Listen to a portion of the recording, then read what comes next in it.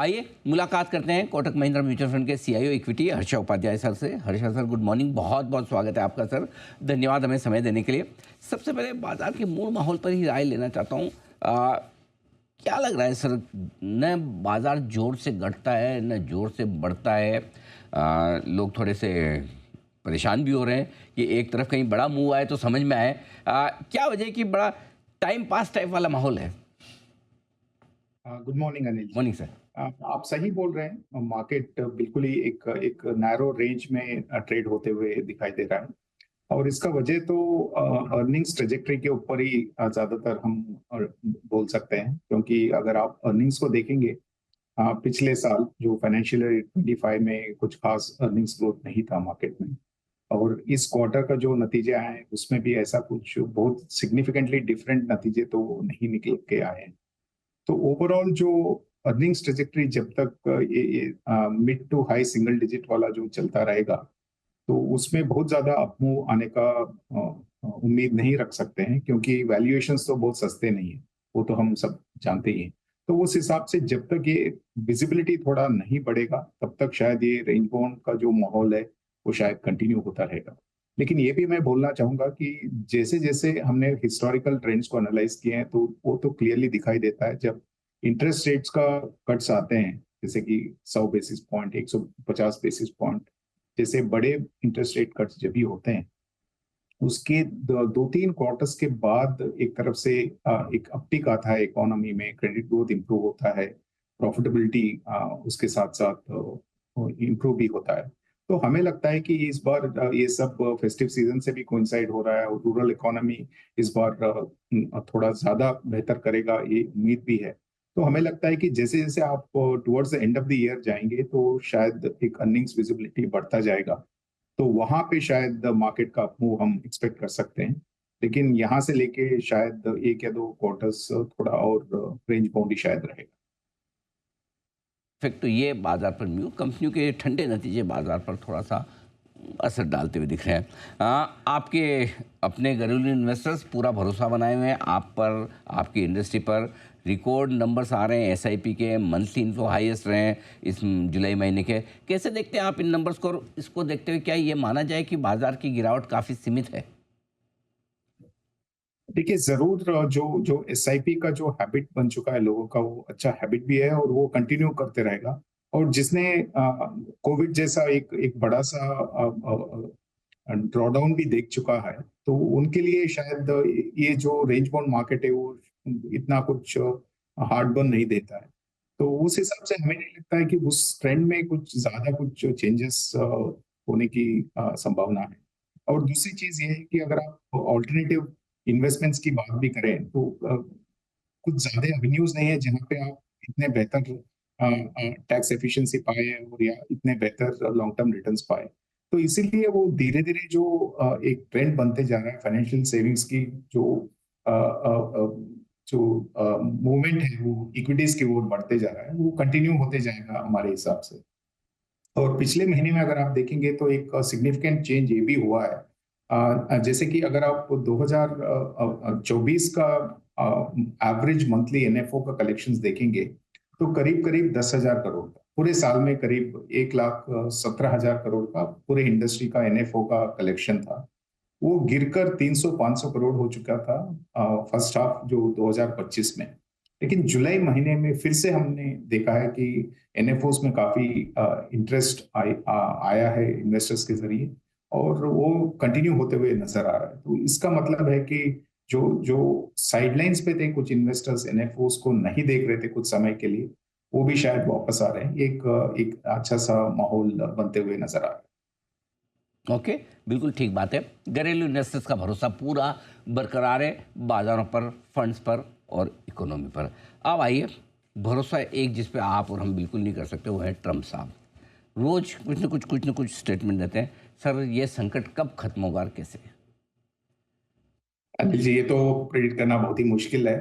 देखिए, अभी रशिया और यूएस के बीच में बातचीत का एक एक एक्सपेक्टेशन है, और उस हिसाब से थोड़ा बहुत मार्केट में भी एक्सपेक्टेशन बनते हुए नजर आ रहे हैं। अगर वहां पे कुछ जियोपॉलिटिकली कुछ सोल्यूशन निकलता है यूक्रेन रशिया के मामले पे, तो एक तरफ से वो अच्छा रहेगा, क्योंकि उसके बाद हमें लगता है कि क्रूड ऑयल जो ऑलरेडी एक एक बिनाइन सिचुएशन में है और थोड़ा डाउनवर्ड बायस ले सकता है।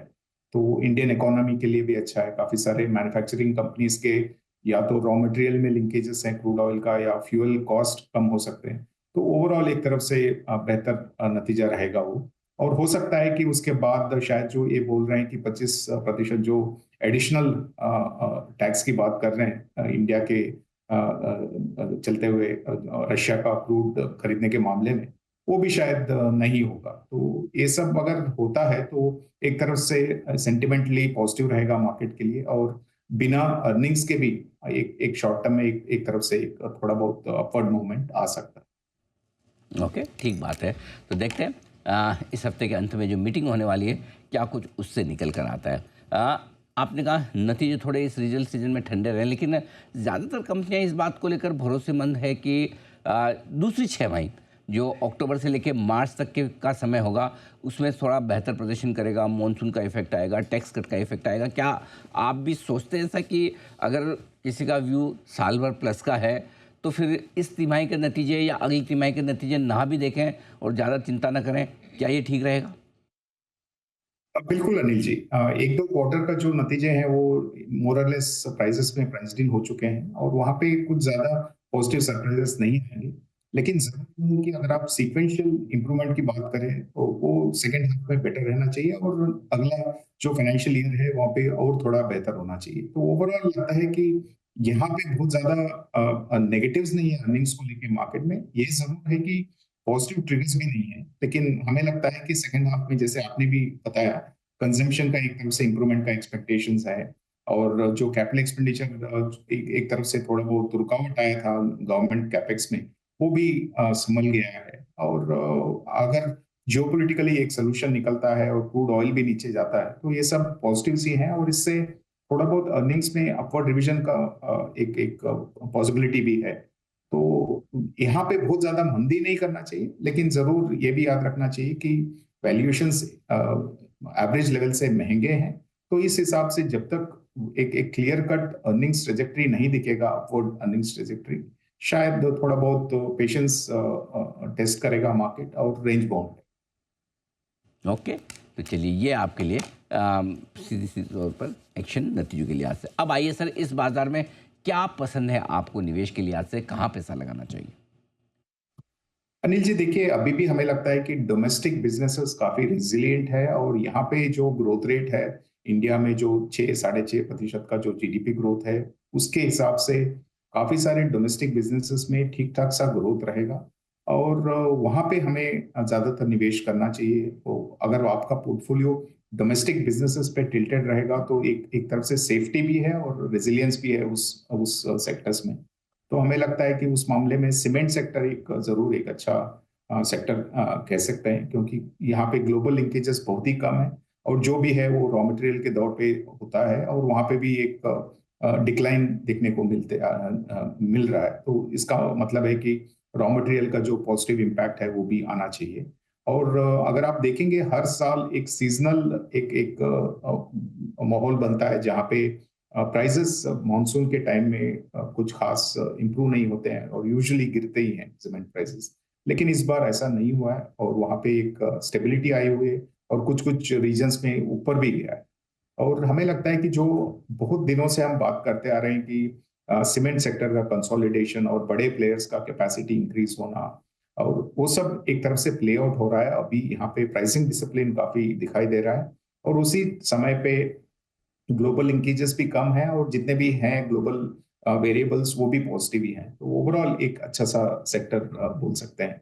उसके अलावा टेलीकॉम, वहां पे भी आरपू का जो ट्रेंड है वो काफी स्टेडी है, और हमें उम्मीद है कि आगे जाके भी आरपू में इंप्रूवमेंट्स देखने को मिलेगा। और जो कैपिटल एक्सपेंडिचर वहां पे होता था उस सेक्टर में, वो भी कम होते नजर आ रहा है, और कंपटीशन तो जरूर कम हो चुका है। तो ये ऐसे काफी सारे सेक्टर्स हैं जो डोमेस्टिक सेक्टर्स हैं, जहाँ पे टैरिफ को लेते हुए कुछ भी नेगेटिव्स नहीं है, और एक तरफ से स्टडी अर्निंग्स ग्रोथ का भी एक्सपेक्टेशन रख सकते हैं, तो वहां पे ज्यादा फोकस रहना चाहिए। बिल्कुल, टेलीकॉम, सीमेंट जैसे कंपनी में अच्छा एक्शन दिख रहा है। लेकिन आजकल 2 सेक्टर ऐसे हैं जो अच्छे नतीजों के दम पर बड़े दौड़ लगा रहे हैं। एक तो हॉस्पिटल स्टॉक्स इनमें सब में लगभग नंबर्स अच्छे आ रहे हैं। दूसरे ये डिजिटल प्लेटफॉर्म वाले शेयर, इनके भी नंबर्स बढ़िया आ रहे हैं, स्टॉक में भी बढ़िया एक्शन दिख रहा है। क्या यहाँ पर कोई व्यू रखते हैं आप? बिल्कुल, हॉस्पिटल्स तो एक तरफ से medium to long term penetration India में बहुत ही कम है हॉस्पिटल्स का, और वहाँ पे तो बहुत सारा कैपेसिटी भी ऐड होने वाला है, और जो जो कंपनीज अच्छे कैश फ्लोज बना रहे हैं और कैपिटल एलोकेशन ठीक से करते जाएंगे, उनके लिए तो एक लंबा सा एक रोड मैप है ग्रोथ का। लेकिन जरूर ये है कि इस सेक्टर बहुत अच्छे नतीजे दिए हैं पिछले कुछ तिमाही से, और यहाँ पे काफी कुछ इंक्रीमेंटल इन्वेस्टमेंट्स भी गए हैं, तो उस हिसाब से वैल्यूएशन सस्ते नहीं है। काफी कुछ मीडियम टर्म का जो ग्रोथ है वो प्राइस्ड इन है, लेकिन जरूर यहाँ पे भी एक एक पॉजिटिव ओपिनियन रखना चाहिए।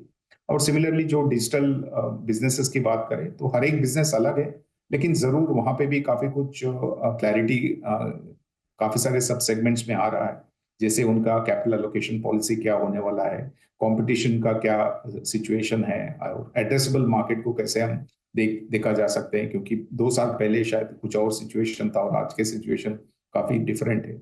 तो डिजिटल अडेप्टेबिलिटी भी इंक्रीज होते हुए नजर आ रहा है। तो ओवरऑल ये दोनों क्षेत्रों में जरूर कुछ ना कुछ निवेश करने का डेफिनेटली मौका आएगा। बिल्कुल, अच्छी कमाई करने वाली ये सेक्टर्स। लेकिन हर्षा सर, अगर जो निवेशक इस वक्त इक्विटी मार्केट में पैसा लगाना चाहते हैं म्यूचुअल फंड्स के जरिए, कौन सी स्कीम्स आपको लगती है, किस तरह की स्कीम्स हैं वो उपयुक्त है इस वक्त निवेश करने के लिए आज से? अनिल जी, देखिए, एक एक तरफ से डाइवर्सिफाइड फंड्स को लेना आज के दिन में बेहतर रहेगा, क्योंकि ऐसे सेक्टोरली बहुत बड़ा एक एक डिफरेंट ट्रेजेक्टरी कहीं पे नहीं दिखाई दे रहा है। चाहे अब आप अर्निंग्स को देख लीजिए या कोई वैल्यूएशंस को देख लीजिए, ऐसा कोई सेक्टर वाइड ट्रेंड दिखाई नहीं दे रहा है। तो हर एक सेक्टर में कुछ ना कुछ अच्छा भी है, कुछ ना कुछ शायद महंगा भी है, और कहीं पे फंडामेंटल्स के भी क्वेश्चन मार्क्स हैं। तो उस हिसाब से एक एक डाइवर्सिफाइड पोर्टफोलियो बनाने से शायद स्टॉक पिकिंग एबिलिटी जो पोर्टफोलियो मैनेजर्स के रहेगा वो उभर कर आएगा, और वहां पे आपको बेहतर एक इन्वेस्टर एक्सपीरियंस मिल सकता है। सिर्फ यही है कि हमारा एक एक रेगुलर इन्वेस्टर के लिए यही सलाह रहेगा। हर एक इन्वेस्टर का रिस्क रिवॉर्ड एक्सपेक्टेशंस अलग है, लेकिन अगर आप रेगुलर इन्वेस्टर की बात करें तो हमें लगता है कि थोड़ा सा लार्ज कैप की ओर टिल्ट रखना बेहतर है। वहां पे अर्निंग्स का जो ट्रेंड लाइन है वो काफी स्टेबल है, और वैल्यूएशंस भी इतने महंगे नहीं है। स्मॉल कैप में बल्कि अर्निंग्स ग्रोथ का भी एक डिक्लाइन थर्ड कंसेक्यूटिव क्वार्टर में भी दिखाई दिया है, और वैल्यूएशंस भी महंगे, तो वहां पे थोड़ा सतर्क रहना चाहिए। लेकिन अगर आप पोर्टफोलियो में थोड़े मिड कैप्स थोड़े स्मॉल कैप्स लेते हैं तो उसका कोई प्रॉब्लम नहीं है। सिर्फ एक एक थेमेटिक दौर से अगर आप पूरा फोकस स्मॉल कैप्स पे रखते हैं तो शायद वो एक एग्रेसिव पोर्टफोलियो हो जाएगा। तो वही लोग लेना चाहिए जो एग्रेसिव इन्वेस्टर्स हैं। अदरवाइज एक तरफ से फ्लेक्सी कैप या लार्ज कैप ओरिएंटेड जो भी जितने भी पोर्टफोलियोज हैं वो बेहतर रहेंगे। ओके, तो डाइवर्सिफाइड फंड्स हैं इस वक्त सबसे बेहतरीन जहां आप कर सकते हैं नया निवेश। हर्षा सर, बहुत बहुत धन्यवाद आपका समय दिया और आपने विस्तार धन्यवाद। से बातचीत की बाजार के डायरेक्शन के बारे में।